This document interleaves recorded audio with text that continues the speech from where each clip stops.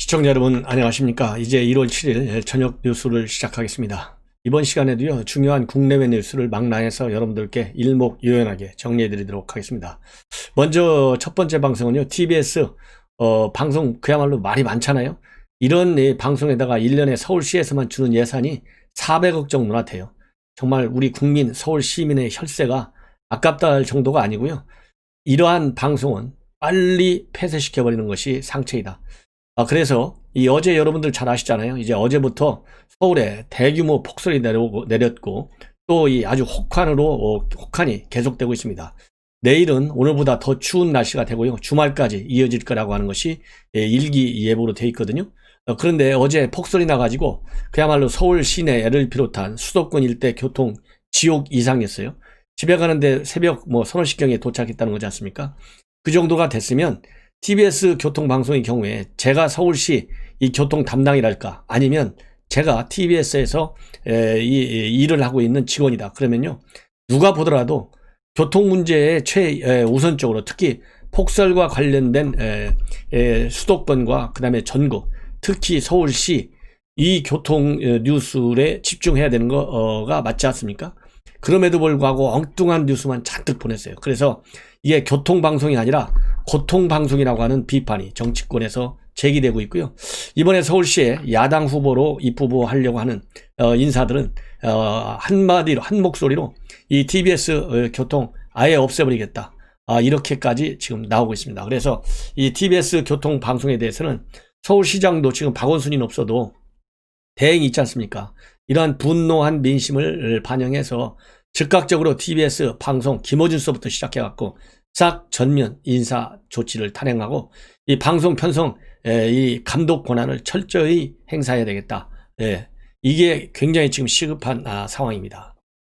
자, 이제는요, 매주 목요일 날이면 네 군데의 여론조사 기관에서 합동으로 조사 결과를 발표해요. 오늘이 바로 목요일 발표되는 날입니다. 그래서 엠브레인 퍼블릭하고 케이스텔리 리서치, 코리아 리서치, 한국 리서치, 이런 여론조사 전문기관 네 군데에서 조사 결과를 발표하는데요. 역시 이재명은 24 1등, 윤석열 2등 16, 이낙연 3등 15, 나머지는 의미가 없어요. 그렇게 지금 되어 있습니다. 이걸 보면 사면 문제를 끌고 나와가지고 결국 이낙연 대표가 단단히 손해를 보고 있다. 이렇게 이제 확인이 된 거나 마찬가지죠. 왜냐하면 이 지사는 3포인트 올라갔고요, 윤 총장은 1포인트가 올라갔어요. 이낙연 대표만 3%포인트 포인트가 하락했습니다. 이걸 볼 때 결국은 이낙연 대표의 이 사면론 제기는 최소한도 이 진보층으로부터 상당히 날벼락을 맞은 것 아니냐, 이렇게 해석이 됩니다. 그리고 민주당 지지층에서 이 지사에 대한 지지도는 38%로 제일 높게 나와 있고요. 그 다음에 국민의힘에서는 윤 총장에 대한 지지율이 46%로 제일 높게 나오고 있고, 그런데 여기서 문제는요, 대통령감이 없다, 이 퍼센티지가 무려 30%에 달합니다. 그리고 대통령에 대한 긍정평가는 42, 부정평가는 51, 그리고 민주당은 35, 국민의힘은 23, 각각 1%씩 상승했습니다. 그리고 사면에 대해서는 공감하지 않는다가 58, 공감한다가 38로 되어 있고요. 민주당 지지층에서는 공감하지 않는다가 당연히 압도적이죠. 73%로 나와 있다. 이걸 보면 지금 현재 이낙연 대표는 제가 보기에 돌아올 수 없는 다리로 계속 지지율이 떨어지고 있고, 문재인과 한 통으로, 한 배로 타고 있는 한 돌아올 수 회복세로 진입하기에는 굉장히 어렵다. 그리고 진입하더라도요, 1등 지지는 어렵고 그저 2등마저도 만이라도 지켜진다면 다행인데, 더더욱이 제가 보기에는요, 서울시장 선거와 부산시장에서 지금 여론대로만 하고 야권에서 단일 후보만 내오면 서울시장과 부산시장에서 민주당의 패배는 거의 예견되어 있는 거나 마찬가지 않습니까? 그럼 두 시장 선거가 결국 이낙연 대표의 정치 생명줄을 꽉 잡고 있는데 불길하다. 그리고 지금 현재 국민의힘 김병욱 의원이 성폭행 의혹에 휩쓸려 있습니다. 그래서 이 관련 내용은 2018년도에 있었던 국감과 관련해서 지방에 출장을 갔는데, 경상도로, 그때 보좌진들하고 같이 잤는 모양이에요. 그리고 거기에 인턴으로 온 여직원을 성폭행하는 장면을 같이 한 방에서 자고 있던 이 비서가 눈으로 봤다는 겁니다. 이것이 가세연의 주장이에요. 이와 관련해서 이 민형사적인 모든 조치를 다하겠다. 사실이 밝혀질 때까지 탈당한다. 그래서 오늘 전격적으로 탈당했어요. 근데 이와 관련해서 이러한 뉴스 얼마나 충격적입니까? 그래서 국민의힘 쪽에서는 비대위를 긴급히 비대위를 열어서 징계 문제를 논의하려고 했는데 본인이 알아서 먼저 탈당을 해버리는 바람에 이 징계위 논의 대상이 없어졌잖아요. 그래서 긴급히 열려고 했던 징계위는 취소가 됐다는 보도가 나왔습니다. 그리고 지금 현재 이제 북한과 관련된 뉴스인데요. 이 북한과 관련해서 이인영 통일부 장관, 뭐 하도 장관 같지가 않다 보니까 이진영 기자 이름을 제가 댔습니다. 예. 이인영 통일부 장관이요. 영화를 보고서 북한에 지원하려고 달려들으니 이게 장관입니까? 이 말단 공무원이라도 이런 얘기하면 안 돼요. 그래서 이 사람이 본 영화는 뭐냐면요. 이 할리우드 영화 토르에 나오는 겁니다. 나온다고 합니다. 예. 토르를 보면 9개의 세계가 일렬로 정렬할 때 우주의 기운이 강력하게 또 강대하게 집중되는데 이를 컨버전스, 한 군데로 모이는 걸 컨버전스라고 하잖아요. 컨버전스라고 한다. 우리 스스로 의지와 노력으로 다시 한번 평화의 봄을 불러올 가능성의 시간이 다가왔다. 이러면서 하고 있는 게 뭐냐? 북한의 코로나 백신을 비롯한 의료 지원을 계속 주장해가지고 작년 내내 20억 원치 의료 지원 승인을 했다는 거예요. 근데 북한이 안 받았잖아요. 안 받겠다고 그랬잖아요. 그래서 사실 이거를 집행은 못했지만은 끝까지 작년 7월 27일부터 12월 31일까지 7차례 거쳐서 민간단체를 통한 20억 4천억 원어치의 코로나 의료물품 북한 반출을 승인했다는 거예요. 이러니 북한이 현 문재인 정권을 정권답게 보겠습니까? 이러니 국제사회가 한국 문재인 정권의 대북 정책으로 보겠어요? 김정인이 하수인들이 노는 그야말로 어린애 같은 참 철부지한 애들이나 하는 짓거리를 하고 있다. 이런 이 비판과 조소, 참 부끄럽다. 이런 말씀을 드리지 않을 수가 없네요. 예.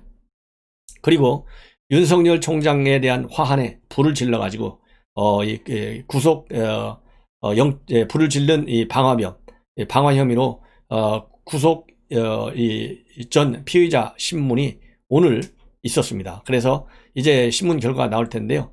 아마 구속될지 또 구속이 안 될지는 모르겠는데 되게 참 충격적인 것은 이제 기자들이 왜 이 불을 질렀느냐, 방화를 했느냐 하니까요. 고개를 끄덕끄덕만 하고 죄송하다는 말 한마디 없이 그냥 법정으로 들어갔다고 합니다. 그리고 그날 이 불을 방화할 때 분신유언장이라는 걸 내놨는데 분신유언장에 보면 과거에 검찰로부터 본인이 피해를 봤다는 거예요.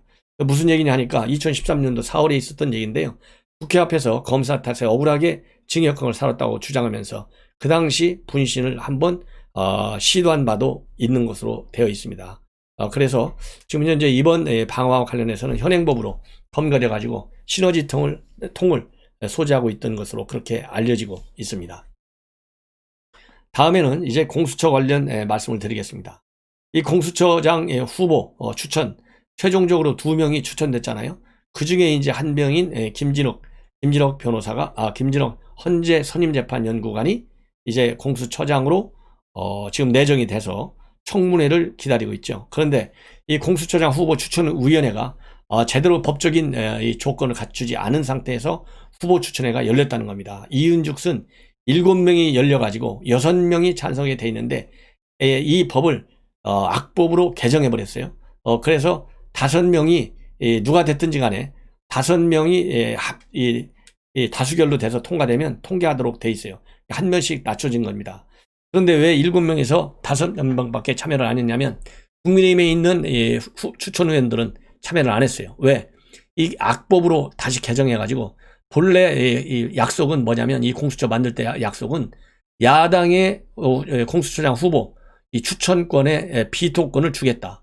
그래서 이 공수처법이 결국은 이제 발동이 되게 됐지 않습니까? 작동이. 그런데 이 공수처장 후보 추천위원회 의원 과정에서 야당이 반대하니까 지나치게 정치적 편향성이 큰 사람들밖에 없다. 여권에서 추천한 사람들은.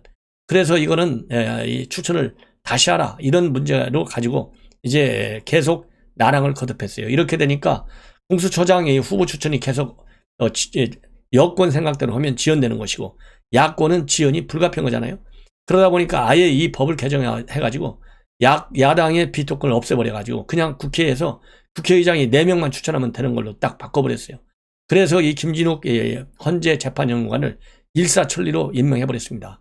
이러다 보니까 국민의힘 속에서 국민의힘 추천 우연이었던 이현 변호사가 이거는 우연이다. 그래서 효력정지 가처분 신청도 냈고 또 이 본안 소송까지 냈어요. 그러니까 이 후보를 선정한 것 자체가 이건 이제는 취소돼야 된다. 이런 본안 소송까지 같이 냈습니다. 후보 추천 무효 소송까지 함께 냈어요.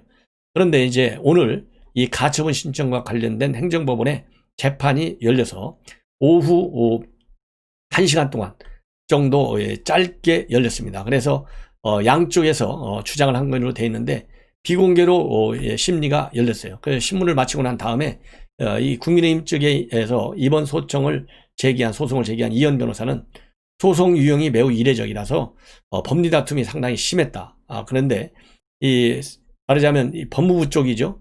피신청인인 추천위원장 측에서는 의결이 행정처분이 아니다. 그래서 집행정치 대상이 되지 않는다. 이렇게 주장을 했다고 합니다. 이와 관련해서 야당 측에서는 이 소송을 제기한 측에서는 이게 왜 행정처분이 아니냐. 이건 행정학의 기본도 모르는 주장이다. 이렇게 반박을 한 걸로 알려져 있고요. 그리고 공수처법을 이렇게 악법으로 개정한 이유가 빨리 공수처 출범을 하기 위해서 불가피한 것이다. 이렇게 주장하고 있는데 공수처 설치를 바라는 사람이 국민의 일반적 생각이냐? 아니다 이거지. 아니다 이겁니다. 공수처가 독재 수사처가 될까 봐서 반대하는 국민들의 생각도 굉장히 큰데 이 반대하는 국민들의 생각이 이 공수처장 후보 추천 의결 과정에 전혀 반영이 안 됐다는 겁니다. 그래서 이번 공수처장 후보 추천 자체가 무효다. 이것이 이번 소송을 제기한 야당 측 의원들의 입장이에요. 그래서 이거에 대한 이제 판결은 언제 나올지 모르겠는데요. 제가 보기에는 시간이 좀 하루 이틀 더 걸릴지도 모르겠습니다. 그리고 재판부도 언제 판결을 내리겠다 이렇게 얘기를 안 했다고 합니다. 그런데 여러분들께서도 이미 윤석열 총장의 직무 배제, 그 다음에 2개월 정직 이런 문제에서 행정법원이 이렇게 가처분 신청할 때 무엇이 가장 중요한 변수냐 아시잖아요. 회복할 수 없는 손해가 과연 있느냐 없느냐, 그 다음에 이 효력을 정지시킬 만한 긴급한 필요성이 있느냐 없느냐, 요게 제일 중요하잖아요. 그래서 이 법원에서 이 두 가지를 이번에도 따져볼 수 있을 텐데요. 제가 보기에는 정지 2개월의 윤석열 총장 사례와 매우 비슷하다. 왜냐하면 회복할 수 없다 하는 것이 이 법이 악법으로 되어 있잖아요. 전 세계 민주주의 국가에서 단 어느 나라도 갖고 있지 않은 독법이에요. 아주 악법이에요. 그리고 그 절차도 개정된 절차가 물론 여당이 압도적인 다수기 때문에 절차상으로 개정 과정의 절차는 합법적이겠지만은 전반적인 큰 틀에서의 개정 결과는 잘못됐다 이거예요. 왜? 원래 이 공수처법 만들 때 공수처장 후보 추천할 때는 야당의 비토크를 만들겠다. 그래서 둘셋 돼 있는 거 아니겠습니까? 여야 각각 2명씩. 그 다음에 이제 당연직들 3명.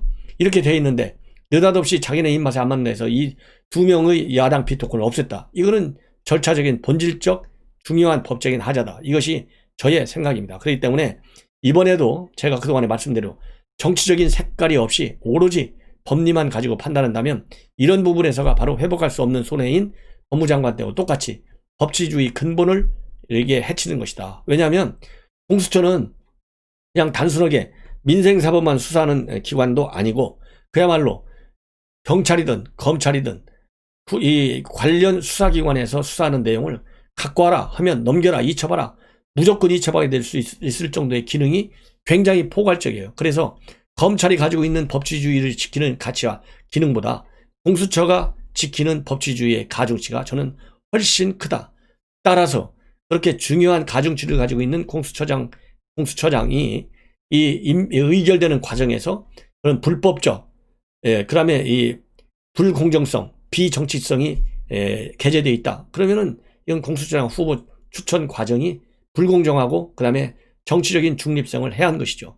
그것이 회복할 수 없는 손해고, 그리고 빨리 정지시켜야 될 긴급한 필요성이 있는 것이, 그렇지 않으면은 지금 바로 20일 이전에 청문회 열어가지고 대통령이 임명해버리잖아요. 그러면은 긴급한 필요성이 그 가처분 신청이 인용되지 않으면 긴급한 필요성이 제거되는 것이 사라져버리는 거예요. 그래서 반드시 이 가처분 신청은 받아들여져야 하겠다, 이렇게 생각이 됩니다. 그리고 이제 공수처법 자체도 우연이다, 이것이 헌재에 제기되어 있는데요. 이거 정말 답답합니다. 이 헌재, 이런 헌재 과연 필요한지. 헌재가 탄생할 때부터 말이 많았잖아요. 그래서 이 헌재도 다시 한번 국민의 세금을 먹고 사는 재판관들 아니겠어요? 이 따가운 국민의 질책을 무섭게 좀 알아들었으면 좋겠다, 생각이 듭니다. 이제 미국의 그야말로 이 동향을 말씀드리겠습니다. 오늘 난리가 났죠.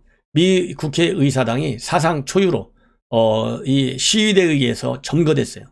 그래서 다른 날도 아니고요, 차기 미국의 대통령을 최종적으로 결정하는 회의가 유산이 됐습니다.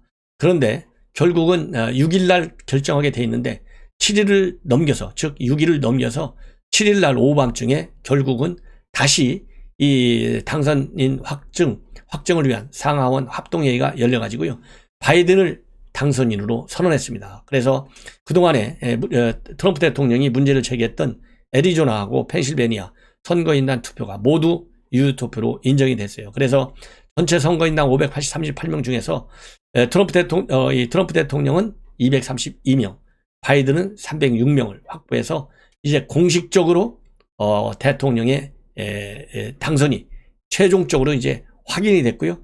그래서 취임은 20일 날 하게 되어 있다. 그리고 트럼프 대통령도 이와 관련해서 오늘 처음에는 이 사상 초유의 시위 사건과 관련해서 이 평화적으로 하라, 이렇게 얘기만 하고 거의 방관하다시피 한 것과 관련해서 많은 비판을 받았거든요. 그런데 최종적으로는 이렇게 의회가 이제 상하 양원 합동회의를 통해서 공식적으로 바이든 당선을 인증하게 됐어요. 인증하게 되니까 정권 이양에 협력하겠다, 이렇게 발표를 하는 성명을 발표했습니다. 그래서 이 성명 내용을 보면, 나는 선거 결과에 대해서 완전히 반대한다. 그리고 이와 관련된 사실들이 나를 증명한다. 그렇지만은 1월 20일에 평화로운 정권 교양은 이루어질 것이다. 그리고 합법적인 표만 집계했다는 확신을 얻기 위한 싸움은 앞으로도 계속된다. 그래서 본인이 지금 주장하고 있는 부정선거와 관련된 법적 소송 계속해 가겠다는 의지를 다시 한번 밝히고 있습니다. 그러면서 이번 선거는 역사상 가장 훌륭한 대통령 임기가 끝남을 의미한다. 그러나 이는 미국을 다시 위대하게 즉 Make America Great Again 하기 위한 우리의 투자일 뿐이다. 이 소리는요, 정권 이양을 해주지만은 새롭게 미국을 더 위대하게 하기 위한 투쟁, 즉 법적 투쟁은 다시 재개된다, 이것을 강력히 말하고 있는 그런 이 성명을 발표했습니다. 그리고 오늘 의사당 불법 진입 점거, 이걸로 인해서요 3명의 생명이 지금 굉장히 위독하고 1명은 숨을 건진 것으로 알려지고 있고요. 1명은 공군 출신인데 트럼프 대통령에 대한 아주 열렬한 지지자다, 이렇게 알려지고 있고요. 그리고 이번 사태로 인해서 미국의 의원들이 일제히 비난을 하고 있고, 특히 트럼프 대통령에 대한 비판, 다시 탄핵을 해야 된다, 이런 주장까지도 나오고 있다. 그리고 이 수정헌법 제25조 뭐라고 되어 있냐면 대통령의 직무수행 불능 및 승계 문제를 규정한 조항인데요. 이 수정헌법 25조를 적용하라, 이렇게 마이크 펜스 부통령에게 요구하는 미 의원들의 압박이 계속되고 있는 것으로 그렇게 알려지고 있습니다. 그리고 이번에 트럼프 대통령이 사실상 이 조지아주 재검표를 요청했잖아요. 그러다 보니까 거꾸로 2차 이 최종적인 결선 투표에서 2명 다 조지아주에서 상원의원 선거의 경우에 민주당이 최종 당선됐어요. 그래서 상원은 그야말로 민주당과 공화당이 50명 대 50명 딱 동수를 이뤄가지고 상원과 하원 모두 민주당에 장악하는 그런 이변이 일어난 이번 선거였다. 이렇게 지금 확인이 됐습니다. 50대 50. 그렇지만은 보통 상임위원장 자리의 경우는 양쪽이 좀 나눠 갖는 걸로 되어 있고요. 상당히 중요한 대부분의 법안들은 통과하는데 60표가 필요하기 때문에 상하 양원이 50대 50이라고 해서 어느 특정 정당에만 일방적으로 유리하게 운영되기는 어렵다. 구조적 한계가 있다. 이렇게 지금 알려지고 있습니다. 그리고 이제 미 의회를 이 상하 양원을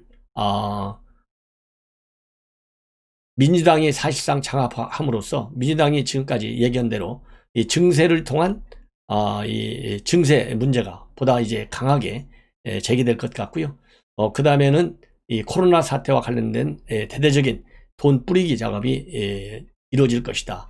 이런 전망들이 나오고 있습니다. 그리고 법인세도 상당히 가파르게 또 인상될 가능성이 있고, 또 규제도 더 강하게 기업들에 대해서 이루어질 것이다는 그런 뉴스도 계속 나오고 있습니다.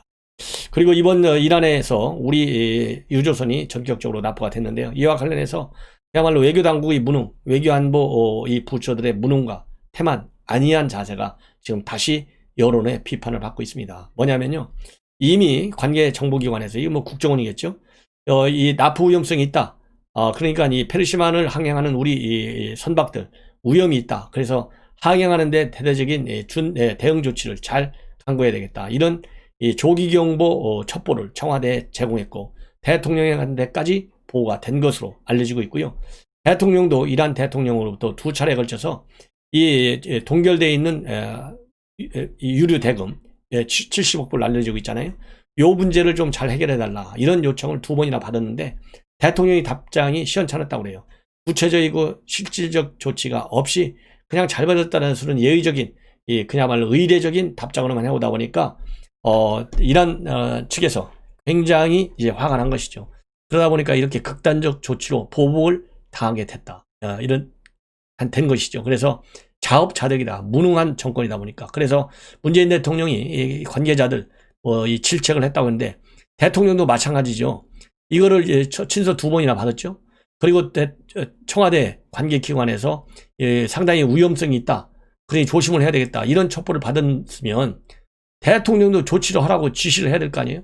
제가 옛날에 청와대에서 근무할 때 보면요, 노무현 대통령은 지시해요. 거기 이지원에서 딱 오면 뭐뭐 하라. 거기다 오탈자까지 나더라도 다 지시합니다. 그런데 문재인 대통령 그런 것 좀 한번 야당에서는 따져봤으면 좋겠어요. 대통령한테 보고한 건수와 보고한 건수 중에 대통령의 구체적인 지시율이 과연 어느 정도나 되는지, 이걸 보면 대통령이 국정 전반을 제대로 꿰차고 챙기고 있는지, 안 챙기고 있고 그냥 보고만 받고 가만히 앉아 있는 건지. 지난번에 우리 해수 공무원 바로 그거 아니겠습니까? 그거는 보고 자체도 받지 않고, 보고를 받았는데 구체적으로 어떻게 지시했다는 것도 나와 있지 않고, 지시한 내용을 어떻게 이야기했다는 것도 안 밝혀지고 있지 않습니까? 이런 것처럼 대통령의 직무 능력을 알아볼 수 있게끔 구체적인 특정 사안 좀 몇 개라도 골라가지고 말이죠, 부작위로 그 중에 지시율 그리고 지시 내용의 합당성, 이런 거를 좀 따져봤으면 좋겠어요. 그래야 대통령의 능력이 어떻게 되는지, 능력 없는 거야 우리가 다 알지만 근거를 가지고 좀 비판할 수 있게 데이터를 확보해달라. 그래서 이 국민의힘 야당 쪽에서는요, 이 공식적인 채널을 통해서 청와대 담당하는 국회 운영위원회가 있잖아요. 거기에서 그런 거를 갖다가 신임 비서실장 체제가 들어왔으니까 중요 이슈별로 대통령은 어떤 지시를 내는지 다 내달라. 그 행정부처 감사에도 다 나와요. 왜냐하면 대통령 지시하면요, 대통령 지시사항 이행 실적 계속 파악해가지고 청와대에 매월 보고하게 돼 있어요. 그렇기 때문에 반드시 이걸 좀 따져달라. 그래야 이렇게 제2의 이란, 우리 그야말로 압박, 납포 사건 이런 걸 막을 거 아니겠습니까? 이런 무지막지한 사건을. 기가 막히다. 그럼에도 불구하고 강경화는요, 오늘 7일날 우리 대표단을 급파했고, 그리고 이 최정권 차관은 10과 12일 이틀간에 걸쳐서 이란을 방문할 예정으로 있다. 이렇게 알려지고 있습니다. 시청자 여러분, 정말 좋은 뉴스를 많이 즐겁게 분석해 드려야 되는데요, 무능하고 무책임하고 아니라고, 그리고 머리 쓸 줄도 모르는 이러한 정권 밑에서 우리가 살다 보니까 비판밖에는 대안이 없다, 이렇게 생각이 듭니다. 시청자 여러분, 또 이어서 중요한 뉴스 보도해 드리도록 하겠습니다. 즐거운 저녁 시간 되시기 바랍니다.